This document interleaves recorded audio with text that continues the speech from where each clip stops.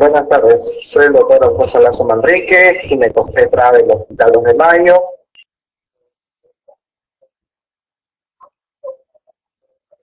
Bueno, la ginecología tiene por objetivo pues, el estudio de todo el aparato reproductor femenino, tanto estructuralmente, o sea, anatómicamente, como fisiológicamente a través de las regulaciones hormonales, ¿no? Con sus patologías propias de cada una de ellas, ¿no? Con el objetivo de asegurar la vida, la reproducción de la especie humana.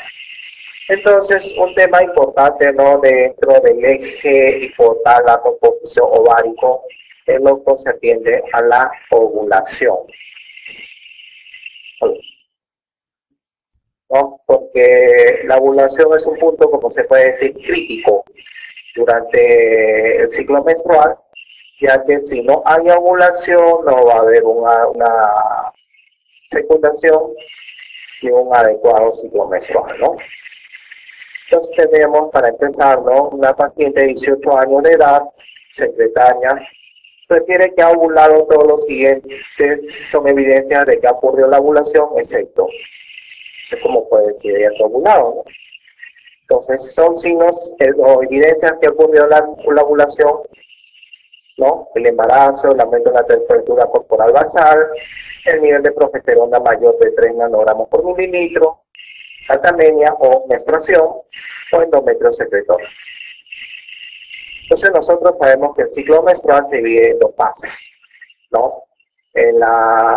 Según el desarrollo que se va dando en el ovario, ¿no? La fase folicular y la fase lútea, que tiene su correspondencia a nivel del endometrio con su fase proliferativa de las glándulas endometriales y después de la ovulación la secretora. Entonces, ¿cómo sabemos nosotros que se ha dado esta segunda fase, ¿no?, después de la ovulación?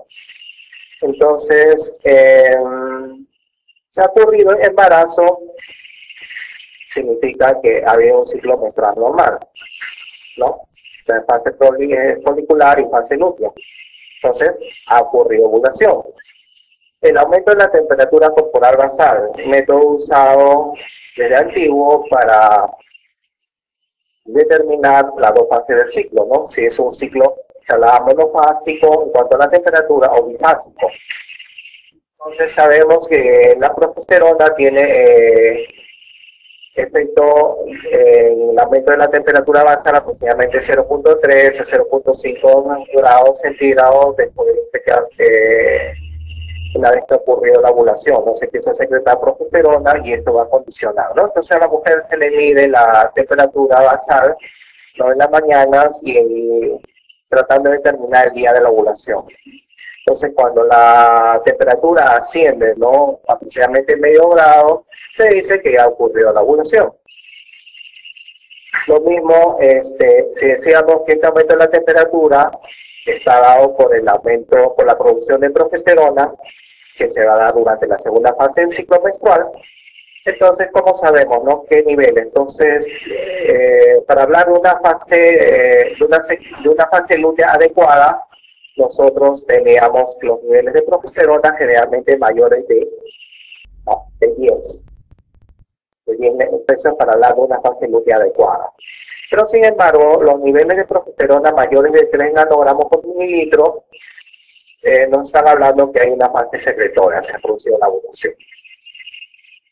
El endometrio secretor es lo que nosotros esperamos, los cambios que se van a dar a nivel endometrio, ¿no?, durante la fase lútea que está ocurriendo en el ovario, ¿no? El ovario en la fase folicular secreta estrógeno predominantemente, aparte de la inhibina y otros tantos péptidos, pero una vez que ha ocurrido la ovulación, va a secretar estrógenos más progesterona, principalmente progesterona y también inhibina, ¿no? En cambio, la presencia de catamenia o menstruación no va a decir que la paciente ha tenido un ciclo menstrual normal. No necesariamente. Hay una entidad que ustedes conocen con las hemorragias uterinas disfuncionales que se producen por la anovulación, que es característico de los ovarios poliquísticos. Entonces muchas mujeres cuando tienen ovarios poliquísticos no ovulan, pero sin embargo están presentando menstruaciones mes a mes, que muchas veces, o irregularidad menstrual. Y muchas veces incluso son regulares que parecen la menstruación, ¿no? Pero esto se produce por desprendimiento superficial del endometrio, que ya no puede ser sostenido o nutrido, ¿no? Por los vasos endometriales.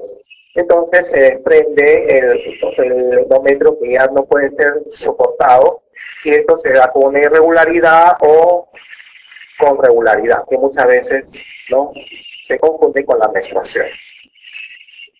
No todas las pacientes con ovario poliquístico no son amenorreicas, están presentando menstruaciones irregulares, ¿no? Entonces, todos son evidencias que han ocurrido ovulación, excepto la presencia de tatamenia.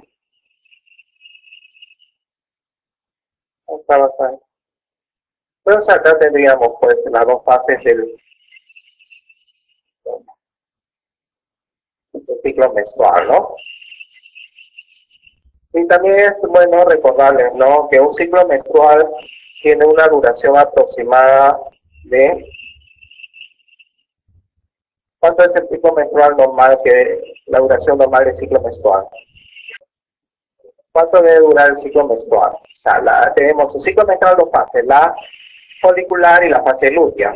Una de ellas es más constante, ¿no?, lo que nos ha podido establecer los programas de fertilidad o de anticoncepción, planificación familiar, cuál es el método del ritmo. Entonces, afortunadamente, la fase lútea tiene una duración constante, que es tiene una duración constante de 14 a 14 más o menos 2 días. O sea, puede ser 12 o 16 días. Entonces, hablamos de una fase lútea insuficiente o corta cuando es menor de 12 días, ¿no? Entonces, sabiendo que la fase lútea dura 14 más o menos 2 días, ¿no?, nosotros podemos determinar cuándo son los días fértiles de la mujer. Entonces, en cambio, en la fase folicular, que es el periodo donde se va desarrollando el folículo en el ovario, es variable, ¿no? Entonces, pudiendo durar entre aproximadamente 14 o incluso 8 o 21 días, ¿no? Es más variable, porque el ciclo menstrual normal, o sea, lo que corresponde a la fase folicular más la fase lútea, tiene una duración, ¿no? Estos conceptos son por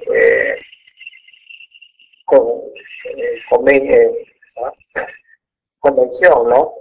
Se cita como un ciclo menstrual normal de 28 más menos 7 días. O sea, puede durar un ciclo normal entre 21 y 35 días. Todas las mujeres no van a menstruar cada 28 días. Si bien la gran mayoría menstrua cada 28, 30, 26 días. Pero hay un grupo de mujeres que menstruan cada 32 días, otras cada 24 días, siendo normales. Entonces, si van a menstruar cada 24 días, su etapa lútea va a ser constante, ¿no? Entonces, su fase proliferativa o folicular va a ser menor, aproximadamente 10, 8 días. Cuando si menstrua cada 35 días, ¿no?, su fase lútea va a ser, pues, 14 más o menos 2 días, entonces su fase folicular va a tener una duración, pues, de 21 o 35 menos 16, 19 días, ¿no? Entonces, eso es importante. Y otra cosa es el periodo de la menstruación en sí. Entonces, mujeres, por ejemplo, una pregunta de una encuesta, ¿desde cuánto te dura la menstruación? No me van a decir 25, 35 días o 21 días, ¿no? Este es el ciclo menstrual, que se da ciclo menstrual, viene de mes. En cambio, los animales presentan estro. El ser humano y algunos primates presentan menstruo, porque es mes, ¿no? La menstruación normal pues, va a tener una duración generalmente en promedio, las mujeres menstruan 3 a 5 días, pero se considera normal entre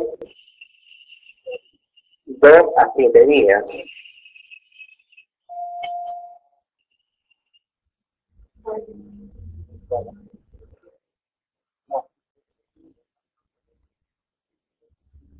Por convención también, el primer día del ciclo de la menstruación se determina como el primer día del ciclo menstrual.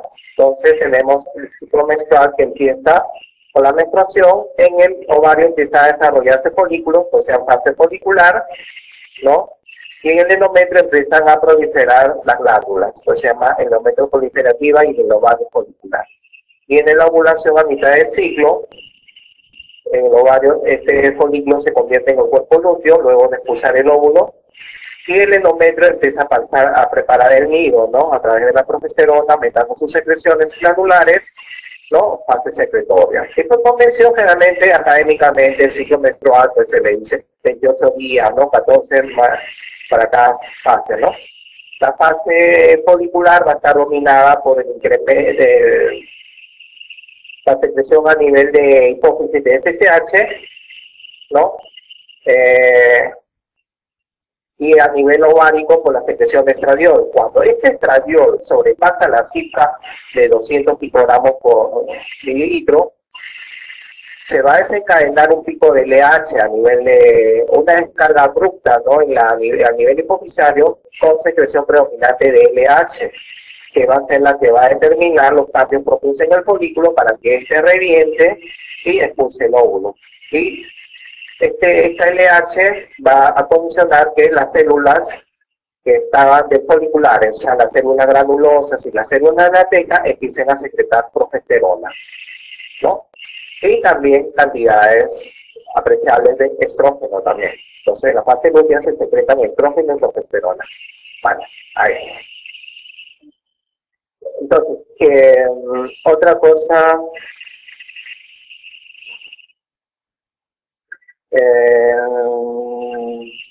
aquí conocemos oligomenorrea y polimenorrea.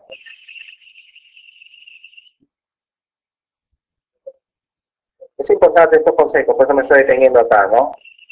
Tenemos alteraciones del ciclo menstrual y tenemos alteraciones de la menstruación en sí. Entonces, del ciclo menstrual diríamos 21 a 35 días. Pero si este ciclo dura más de 35 días, se conoce como oligomenorrea. Y si dura menos de 21 días, se conoce como polimenorrea. Y amenorrea, ¿después de cuánto tiempo? De 3 meses, 90 días, ¿no es cierto? En cambio, las alteraciones en la menstruación pueden ser por la duración o el volumen, ¿no? Si la menstruación dijimos 2 a 7 días, si dura más de 7 días, ¿cómo se llama?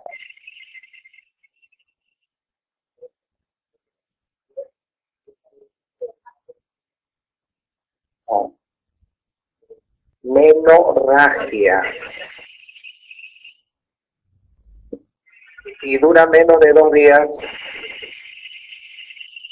hipomenorrea, ¿no? Se comparte duración y cantidad también. Las que menstruan unas gotitas también se conoce como hipomenorrea.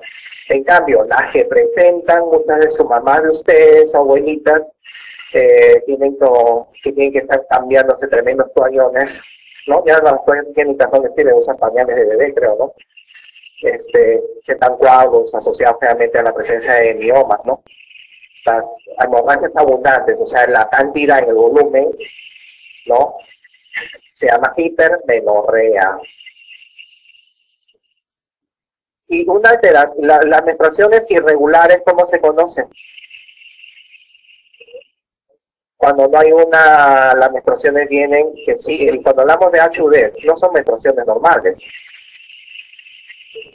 La irregularidad menstrual, el sangrado que se presenta por la irregularidad menstrual, o sea, fuera del ciclo, se conoce como metrorragia.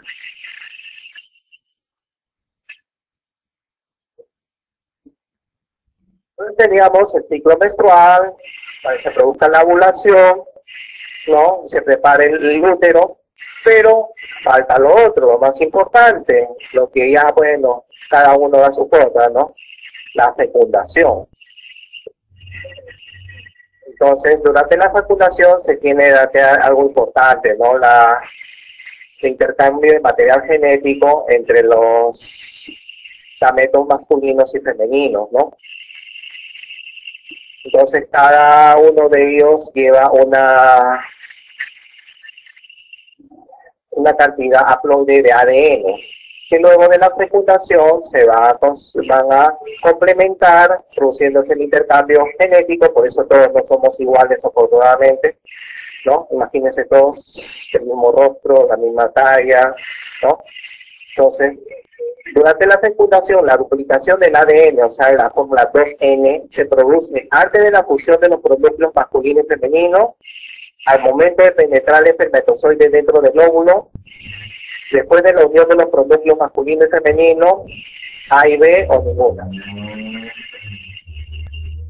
Entonces sabemos que el espermatozoide, una vez depositado dentro de la vagina, muchos tienen un movimiento rápido, que ascienden a través de las trompas hacia el encuentro del óvulo.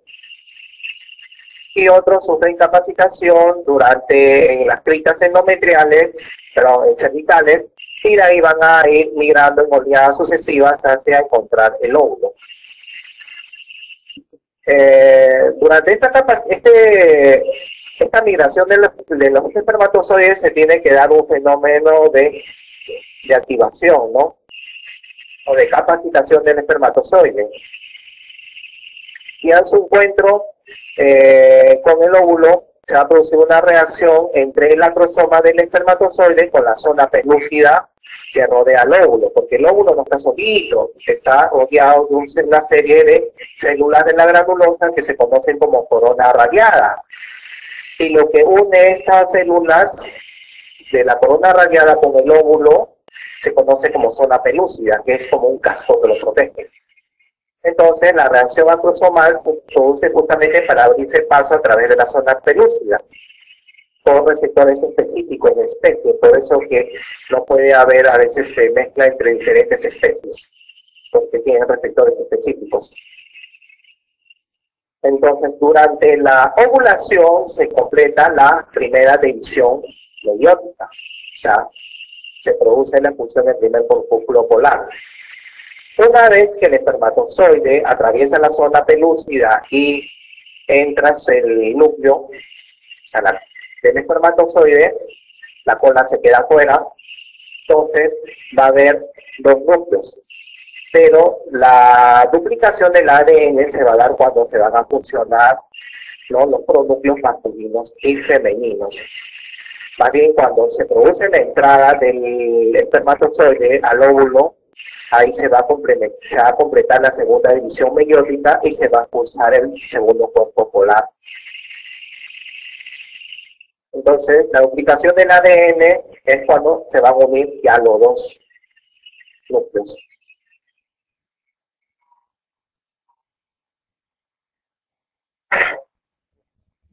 Bueno, eso es lo que explicaba, ¿no? La corona radiada y la zona pelúcida, ¿no?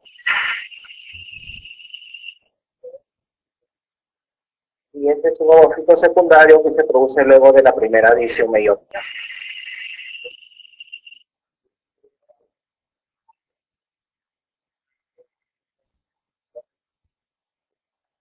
Bueno, una vez que se ha producido la fecundación, se produce el cigoto, y este va a empezar a producirse divisiones sucesivas, ¿no?, durante algunos días, ¿no? Se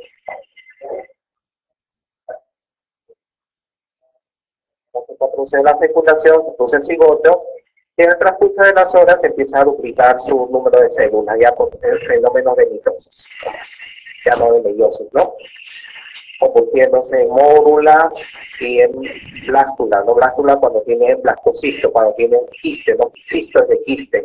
Y realmente este es el estadio en que se produce la implantación aproximadamente entre el quinto al 10º día post-fecundación, ¿no?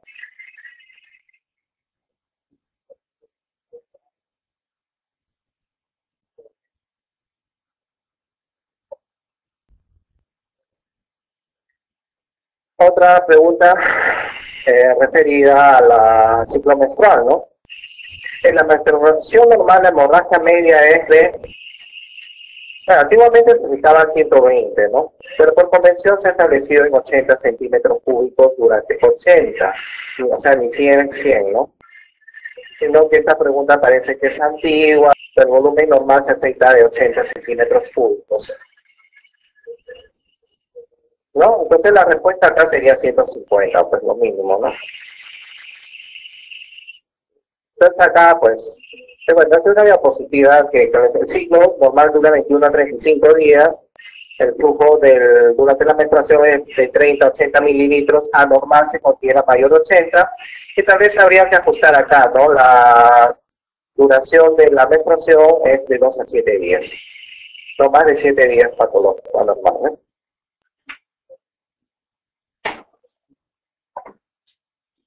¿Y cuánto es el volumen de eyaculación del varón? ¿No? Por ahí fueron a ver una vez pregunté eso, ¿no? La gente película de por y no sé qué, me dijeron 500 centímetros, 100 centímetros. No, es pequeño, ¿no? Es poco, pero bien concentrado, más de 300 millones de espermatozoides, ¿no?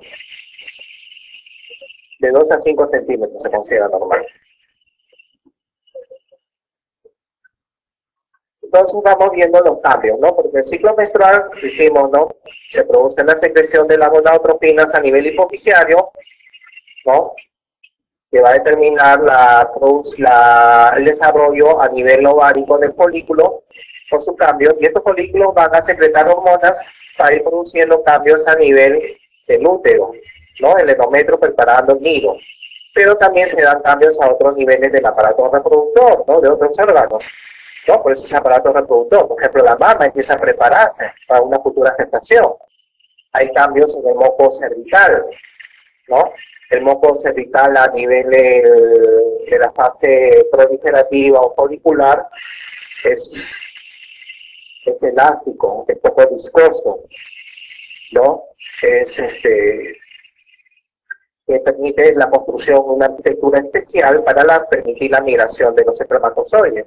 En cambio, el moco de la fase secretoria va a ser viscoso, elástico, un poco va a perder su elasticidad, va a perder su estructura, impidiendo el paso de nuevos espermatozoides, y más tarde va a formar el famoso tapón mucoso, porque imagínense, en la gestación, pues, que hay que poner una compuerta, ¿no?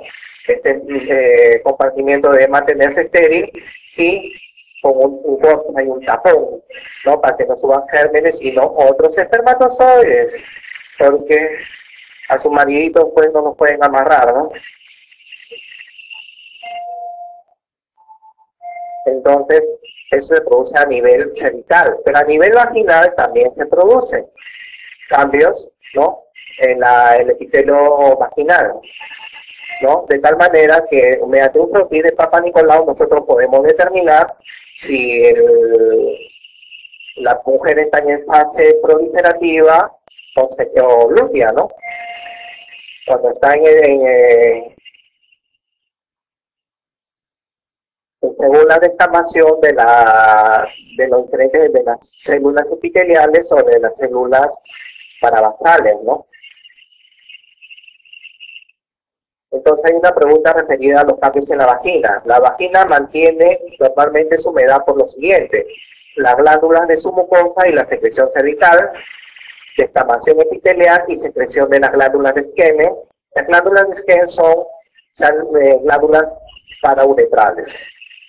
Las glándulas submucosas y descamación epitelial, la secreción del cervix y transjugado de la superficie vaginal, la presencia del bacilo de Dodderland y ácido pirúvico. El bacilo de Dodderland es un saprofito normal de la vagina que va a encargarse de mantener adecuada el pH vaginal, ¿no? Porque hay algunos métodos anticonceptivos también que usan cambiando el pH vaginal para que los espermatozoides que se depositan se mueran rápidamente, ¿no? O los famosos espermicidas. Pero acá lo importante es determinar, ¿no? ¿El endometrio tiene glándulas? ¿El endometrio? Sí. ¿Las trompas tienen glándulas? Sí. ¿El cervix tiene glándulas? Sí tiene. ¿La vagina tiene glándulas? No. La vagina, su humedad se mantiene a través de la secreción que le viene del cervix y el trasudado de sus vasos submucosos, ¿no? Por eso es que al iniciar una relación sexual debe haber una fase de estímulo para que el efecto parasimpático vaya secretándose con humedad determinada.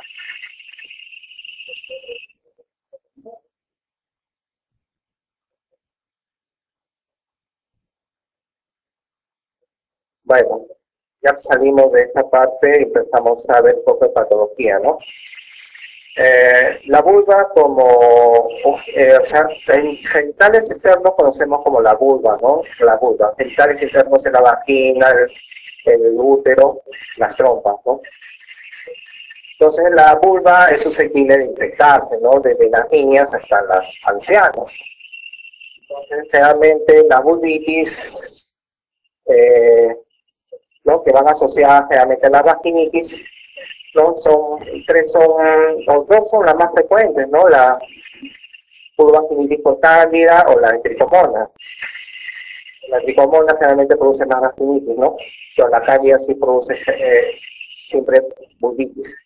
Pero también pueden ser infectadas, sobre todo en niñas, por elementos biógenos, por otras bacterias, por virus, puede ser del herpes, del papilomavirus, ¿no? ¿No? Y tenemos una pregunta, ¿no? Que se observa en una mujer lesiones dérmicas en la vulva, lo cual es compatible con molusco contagioso, que es una enfermedad producida por un virus, ¿no? De la familia Parvovirus, ¿no? Que va a producir unas pápulas como perlas umbilicadas, ¿no? Entonces, el tratamiento es una pregunta bastante rara, porque es bien rara esta enfermedad, no es tan frecuente, ¿no? En su tratamiento se incluye la cauterización eléctrica, o sea, cauterizar esas perlitas que salen, cauterizarlas con podopilina al 20%, observación, por lo que generalmente remiten espontáneamente, o impresión de la lesión dérmica. Algunos decían que como es virus no deben exprimir, pero no. Entonces, esto sí lo voy a contestar, ¿no? La respuesta ahí es, generalmente van a remitir espontáneamente después de algunas semanas, ¿no? O si queremos agilizar y molesta mucho, se pueden exprimir, ¿no? Como un granito, acelerando su cicatrización. Entonces, las respuestas ahí son la C y la D.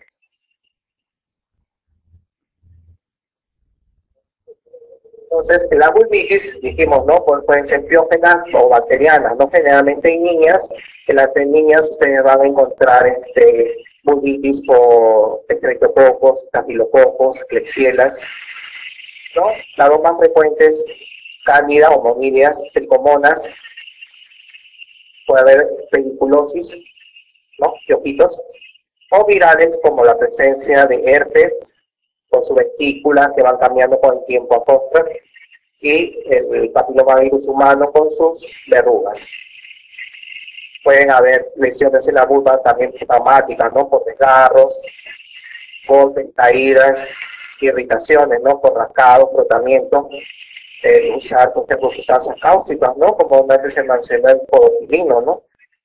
O el ácido tricloracético. Y en las mujeres adultas, cuando faltan los fenómenos de los estrógenos, se dan cambios también en esta epitelio vulvar, ¿no? Que nos puede llevar a las atrofias de la vulva, ¿no? Como las leucoplasias o pleurosis, o otras las enfermedades, los líquenes, ¿no?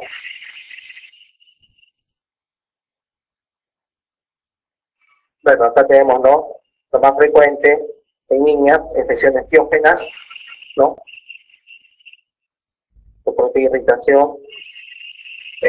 Todo lo que en una mujer adulta también tenemos mucha precaución, todo lo que está evitando la vulva no necesariamente puede ser ojo, pueden ser otras cosas, ¿no?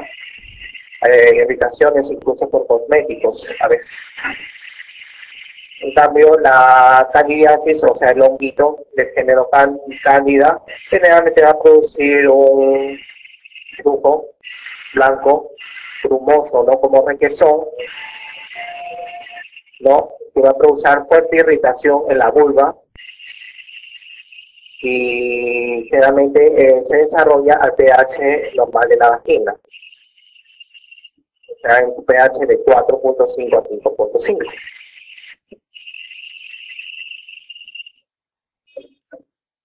Produce mucho prurito y escozor, ¿no?